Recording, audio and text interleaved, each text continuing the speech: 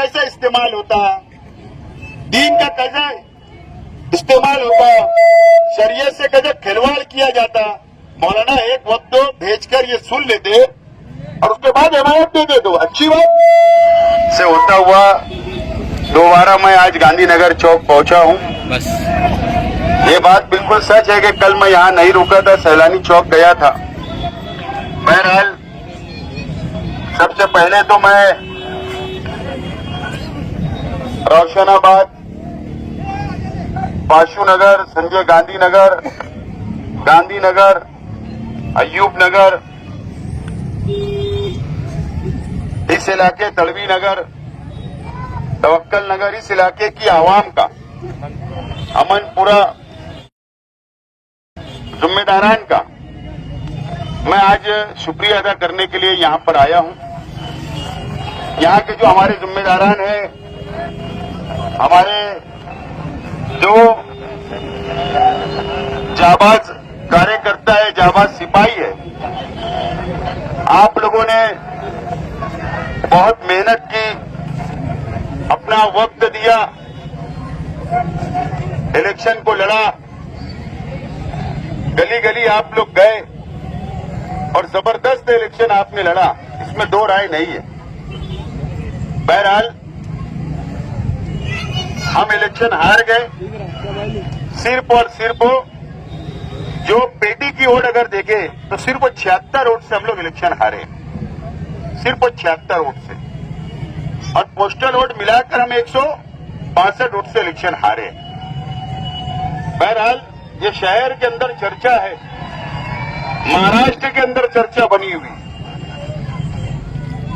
शहर के अंदर तो चर्चा है। हमारे सामने वाले जो जीत गए उनकी इतनी चर्चा नहीं है जितनी हम हारने के बाद हमारी, और ये चर्चा पूरे महाराष्ट्र में और सियासी हलकों के अंदर है। मैं आज यहाँ पर हमारे 2-3 मीडिया के साथी है, आप लोग मेरा बयान रिकॉर्ड कर ले। मालेगांव शहर का इलेक्शन हम हारे, हम हिम्मत नहीं हारे, हम इलेक्शन हारे। ये बात आप, ये शहर की आवाम जानती है, और इसका मतलब ये है कि हम इशारा दे रहे हैं हमारे मुखालफिन को कि अगर आपकी समझ अगर होगी कि हम सियासत छोड़ देंगे, आपकी अगर समझ होगी कि मैदान छोड़कर हम भाग जाएंगे, तो मैदान छोड़कर भी भागने वाले नहीं है,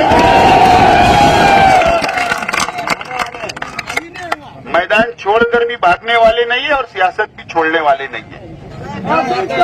ये बात मेरे मुखालफिन ये बात समझ ले। बहरहाल एक बहुत अफसोसनाक, इस इलेक्शन के अंदर बहुत अफसोसनाक खबर यह है कि बीजेपी की हुकूमत बनने जा रही, अफसोसनाक है। लेकिन ऐसा क्यों हुआ, ऐसा क्यों हुआ, ये असल में समझने वाली बात है। हमारे मुल्क के नामवर आलिम दीन जो हम उनका बहुत एहतराम करते, बहुत एहतराम करते और करेंगे, उसमें कोई दो राय नहीं है। लेकिन मौलाना सज्जाद नुमानी साहब ने जो तकरीर की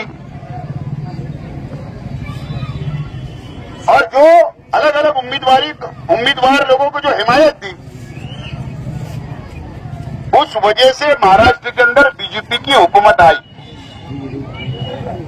पूरे महाराष्ट्र के अंदर हर जलसे में, हर सभा में बीजेपी के लीडरान ने मौलाना सज्जाद नुमानी साहब का बयान को सुनाया गया,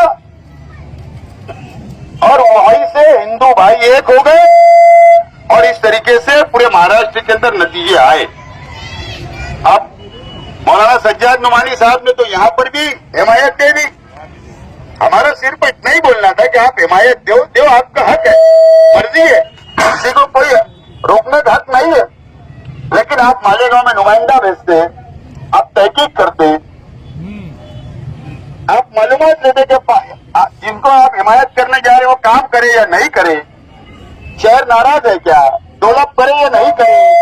मस्जिदों का कैसे इस्तेमाल होता, मिंबर का कैसे इस्तेमाल होता, दीन का कैसे इस्तेमाल होता, शरीयत से कैसे खिलवाड़ किया जाता।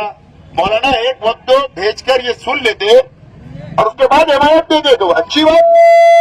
बिना समझे मौलाना ने मालेगांव में भी हिमायत दी और अलग अलग इलाकों के अंदर मौलाना ने हिमायत दी, और मुंबई की भी 2 सीट के ऊपर ऐसी जगह हिमायत दी जो मेरी मालूमात है, हो सकता गलत है। अगर वो गलत निकली तो मेरी बात मैं वहां वापस लूंगा कि 2 ऐसे उम्मीदवार थे जो पहले बीजेपी के थे, बाद में राष्ट्रवादी शरद पवार गढ़ में गए, और वो शख्स ने 4 महीने पहले कहा था कि मस्जिदों को तोड़ दिया जाएगा, उनको भी हिमायत दे दी इन्होंने। एक और कोई है, वो बंदे ने भी मुसलमानों के खिलाफ जहर उगला था, वो कोई सेकुलर पार्टी में गया, उसको भी हिमायत दे दी। तो बोलने का मतलब, अगर आपके बयान से, ठीक है आप आलिम हो, आपका रुतबा, आपका एहतराम अपनी जगह, लेकिन जो बीजेपी की हुकूमत आ गई, अब जो महाराष्ट्र के मुसलमानों को तकलीफ होगी, इसका जिम्मेदार कौन? कौन जिम्मेदार? ये तमाम ही चीजें, ये शहर से लेकर मुंबई तक इस तरीके से हालात बने, तो इस तरीके से कुछ गलतियां आज मुसलमान भुगतेगा, और मुसलमान कहां का भुगतेगा, सजा किसको मिलेगी? जो देहातों के अंदर मुसलमान रहते, 50 घर, एक मस्जिद, एक मदरसा, वो लोग को तकलीफ होगी, वहां पर उनको मारा जाएगा, उसके जिम्मेदार कौन? ये नहीं सोचते बस अपना बैठकर बयान दे देना, इसको हिमायत उसको हिमायत दे देना, ये बराबर बात नहीं है। इसके ऊपर बहरहाल अब मुसलमानों ने बैठकर संजीदगी से फैसला करना चाहिए कि हमारी रहनुमाई, ठीक है उल्मा करे, लेकिन हमारी मजहबी रहनुमाई करे ना, लेकिन सियासी तौर पर बाद में आके माफी मांग लेंगे। हाँ, बाद में माफी मांगे, कल आए और कल माफी मांगे, मुझसे गलती हो गई। अरे लेकिन सरकार तो आ गई। तो इस तरीके से ये बातें चल रही है। बहरहाल ये अफसोसनाक है। अब ये शहर को और इस महाराष्ट्र के मुसलमानों को संजीदगी से बैठकर फैसला करना पड़ेगा। बहरहाल हम आज, मैंने कहा कि हम इलेक्शन हारे, हम हिम्मत नहीं, मैं आज आप लोगों का शुक्रिया अदा करने के लिए यहाँ पर आया हूँ, और बहुत सारी बातें अब मुझे बोलना है, लेकिन मैं जुमा के दिन, आने वाले जुमा के दिन 8 बजे हजार खोली ऑफिस पर मैं बड़ी मीटिंग रख रहा हूँ। आप लोग वहां पर आइए और वहां पर हम लोग बैठकर वहां लाएमल तैयार करेंगे, और मैं कई बड़े फैसले ले सकता हूं वहां पर। इसके लिए आप वहां पर आकर पहुंचे, मैं अपील करूंगा। आप